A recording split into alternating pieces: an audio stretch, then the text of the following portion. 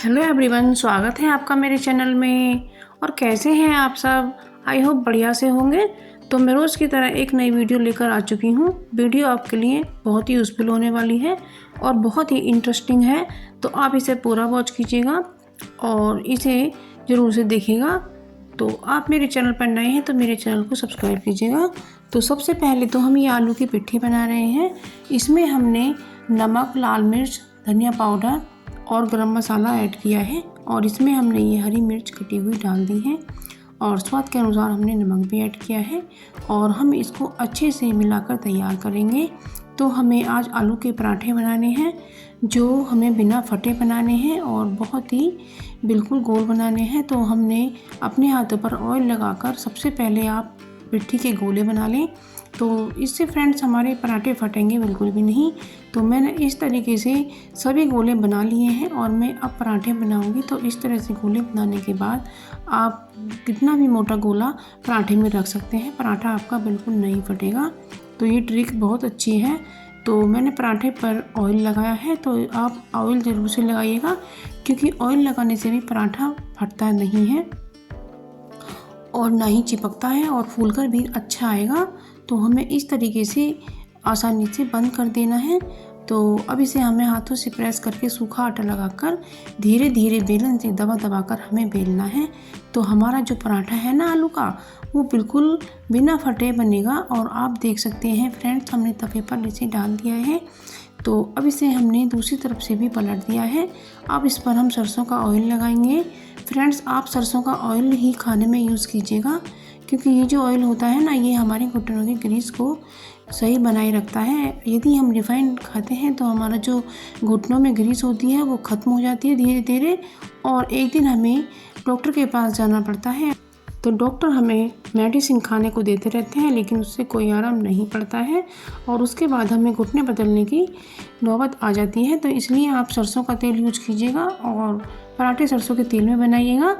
तो ये जो सरसों का तेल एक्स्ट्रा यदि आपको लगे कि एक्स्ट्रा है तो उसे गीले आटे से पोंछ लीजिएगा और उसे दही के साथ सर्व कीजिएगा। अब हमारी अगली ट्रिक आती है।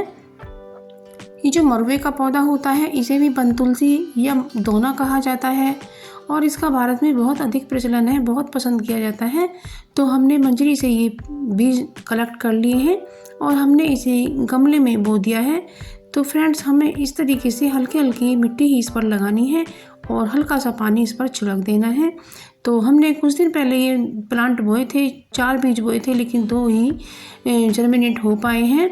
तो इसमें कारण हमारा रहा कि हमने इसमें पानी ज़्यादा दे दिया या बारिश भी बीच में हुई थी, तो इसी वजह से हमारा 2 पौधे जर्मिनेट नहीं हो पाए।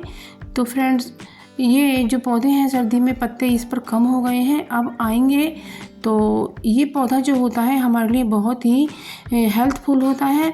इसमें बहुत खुशबू होती है, जब इसे हम छू लेते हैं तो हमारे हाथ में उसके बाद भी भीनी भीनी खुशबू रह जाती है और इसकी चटनी भी बनाई जाती है। और ये जो तुलसी होती हैं तो इसलिए इन्हें माता पर भी चढ़ाया जाता है और इसकी जो मंजरी होती है वो भी चढ़ाई जाती है। और इसकी जो पत्तियां होती हैं ना, तो हमारे यदि त्वचा में कोई एलर्जी हो जाती है तो इसकी पत्तियों को पीस करके लेप लगाया जाता है जो कि बहुत ही आरामदायक होता है। और ये हमारा पुदीना है। तो आप जब पुदीना खरीदती हैं तो एक तो वो फ्रेश होना चाहिए और उसकी जो डंडियाँ होती हैं उनमें आप देखें कि किस में जलें निकल रही हैं, तो जड़ वाली डंडी को बोकर आप अपने घर में पुदीने को ग्रो कर सकती हैं। तो ये अब अगली ट्रिक आती है हमारी। जब हम व्रत रखते हैं तो हमें हल्का ही भोजन करना चाहिए।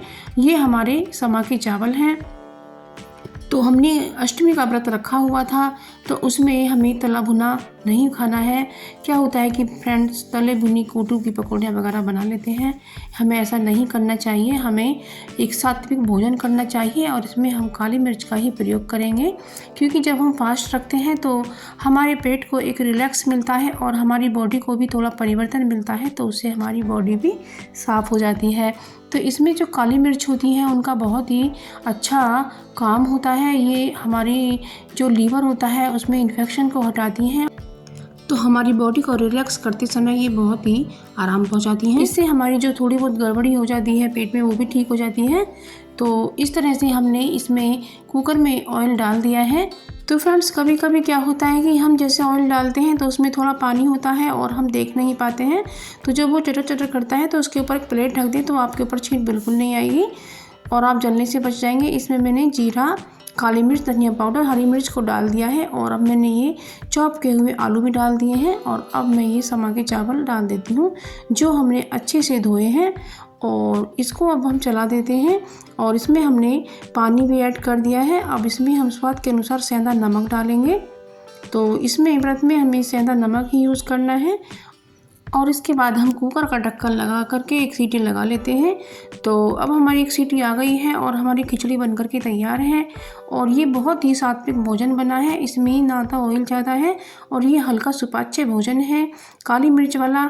तो इस तरह से आप अपने बॉडी को डिटॉक्स कर पाएंगे। तो इस तरीके से आप ये बहुत अच्छी खिचड़ी बनी है। तो इस तरह से आपके पेट को रिलैक्स मिलेगा और आपका जो पेट है वो बिल्कुल सही हो जाएगा। तो इस तरह से हफ्ते में एक बार फास्ट हमें ज़रूर से रखना चाहिए। यदि हफ्ते में ना रख पाएँ तो 15 दिन में, और 15 दिन में भी नहीं रख पाएँ तो महीने में एक फास्ट हमें ज़रूर से रखना चाहिए। तो फ्रेंड्स यदि आपको कुछ ऐसी टिप मिल जाती है कि जो आपका काम आसान करें और आपको ठीक भी रखें और आपका खर्चा भी कुछ ना हो तो कितना अच्छा होता है और आप घंटों का काम मिनटों में कर पाएँ या अपने घर में कुछ भी कोई काम भी बढ़िया सा कर पाएँ तो कितना अच्छा होता है। तो फ्रेंड्स आपको मेरी कोई भी टिप ज़रा भी पसंद आई हो तो मेरे चैनल को सब्सक्राइब कीजिएगा, मेरे वीडियो को लाइक, शेयर, कमेंट कीजिएगा और मिलते हैं एक नई वीडियो में। तब तक के लिए थैंक यू फॉर वॉचिंग।